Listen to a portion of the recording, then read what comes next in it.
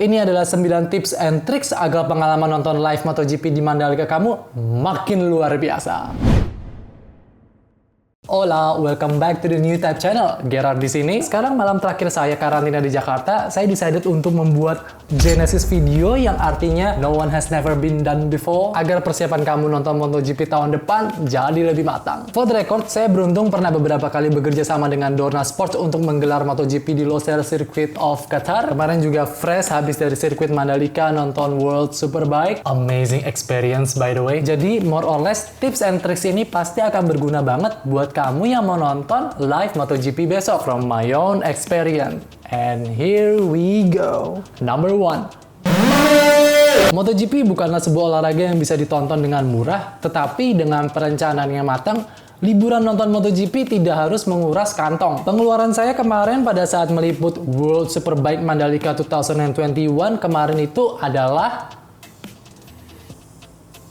6 hari total dari 17 November sampai 22 November. Sudah termasuk tiket Mandalika, tiket penerbangan, hotel, penyewaan motor, makan 3 kali sehari, PCR, antigen, tips parkir, tips restoran, uang belanja di sana, dan lain-lain. It's either kamu lebih pilih tour atau backpacking. Kedua opsi memiliki pro dan kontra dan akan menarik bagi berbagai macam jenis kalangan. Pertimbangan besar adalah uang dan waktu. Jika Anda menginginkan paket lengkap di mana semua akan diatur untuk Anda dan Anda siap untuk membayarnya, pilih tour yang terorganisir. Anda akan menemukan perusahaan perjalanan khusus MotoGP di pasar utama yang mengkhususkan diri dalam mengatur tur ke balapan MotoGP. Jika Anda memiliki anggaran terbatas dan nyaman dengan perjalanan independen ke Mandalika, bebas kapan mau enter event, kapan mau exit event, bebas mau explore kemana saja tanpa ada yang nge-push durasi waktu, maka pilihannya adalah opsi backpacking seperti saya kemarin. Memilih pilihan ini membutuhkan waktu, searching, dan perencanaan itinerary yang baik sebelumnya. Number 2.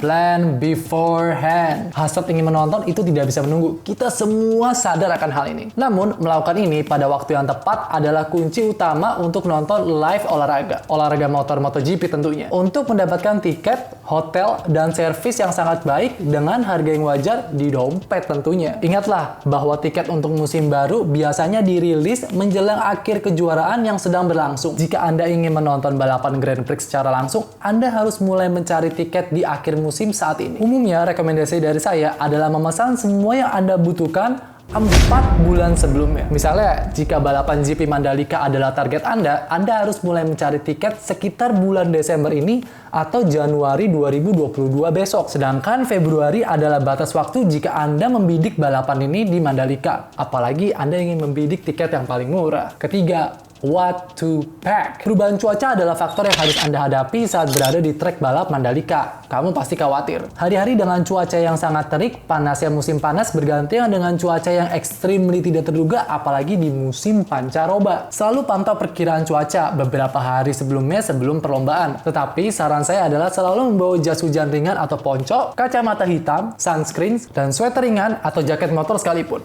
Untuk berjaga-jaga tentunya. Kenapa saya tidak merekomendasikan untuk membawa payung? Karena payung itu sudah tidak boleh lagi dibawa ke dalam sirkuit internasional. Payung itu laras panjang, bisa dipakai untuk berbagai macam hal yang tidak diinginkan. Apalagi ketika masuk ke acara internasional seperti ini. Losail, Motegi, Sepang, dan Buriram itu setahu saya sudah tidak boleh membawa payung lagi. Oh iya, di sana itu sangat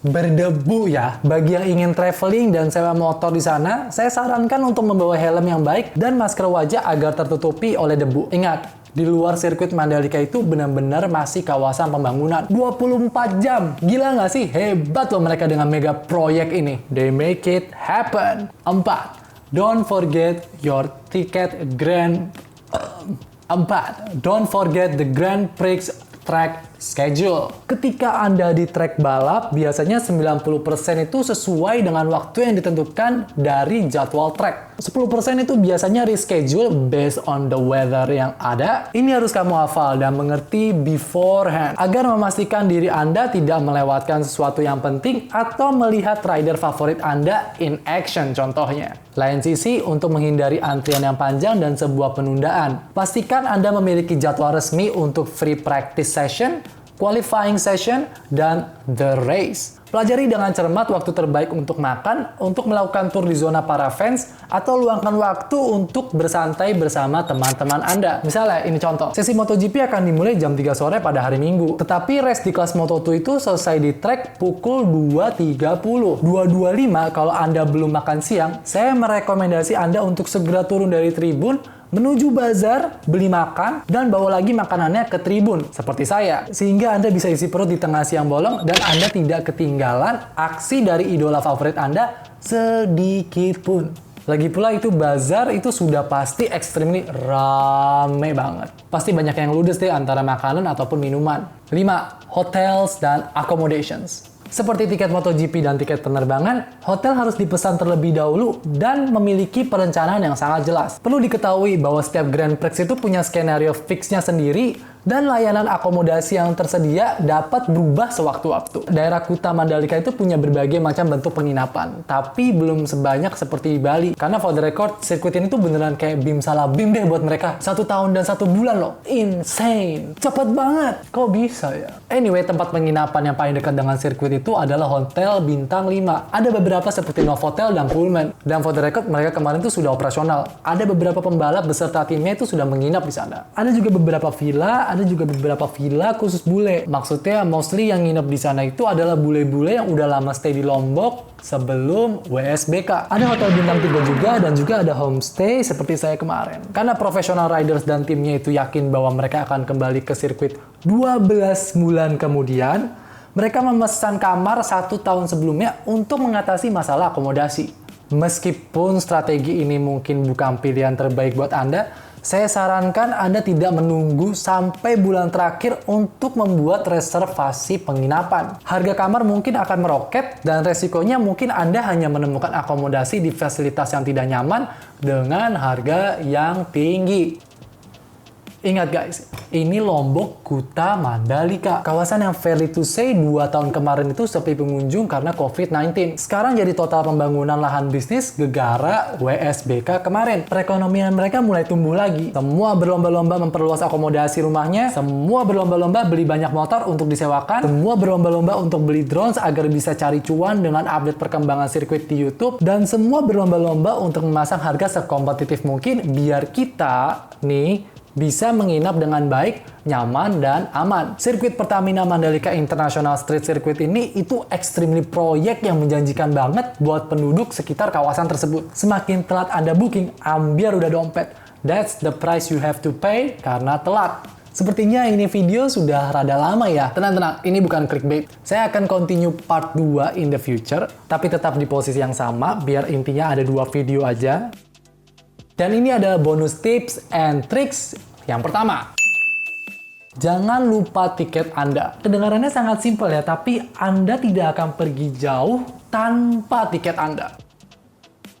Jangan lupa untuk membawa soft copy tiket dan beberapa ID foto Anda yang nanti akan Anda tukarkan untuk menjadi official tiket. Setelah Anda berada di dalam sirkuit, tempat yang paling terbaik untuk tiket Anda itu either dikalungin atau dililitin seperti gelang ini. Hilangnya tiket itu tidak akan bisa diganti, jadi harap dirawat terus sepanjang event itu berjalan.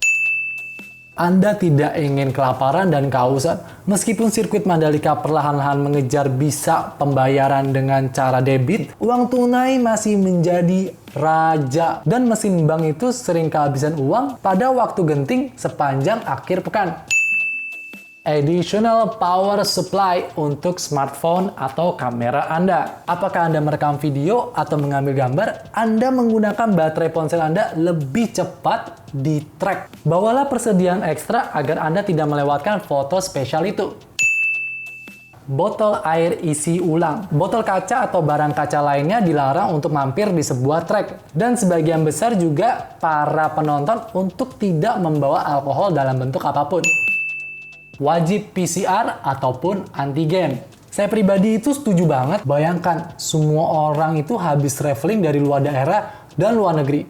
Di alam terbuka, dan mereka datang termasuk kamu, gak karantina, di suatu tempat selama acara. Mereka bisa jalan kemana-mana, menginap di mana saja, prokes 24 jam, siapa yang mau mantau? Ini memang akan menjadi budget ekstra di era modern COVID-19 ini. Dan for the record, sebagai warga negara Indonesia yang baik, ikuti prokes yang ada. Daripada angka naik di Lombok, kan kasihan mereka.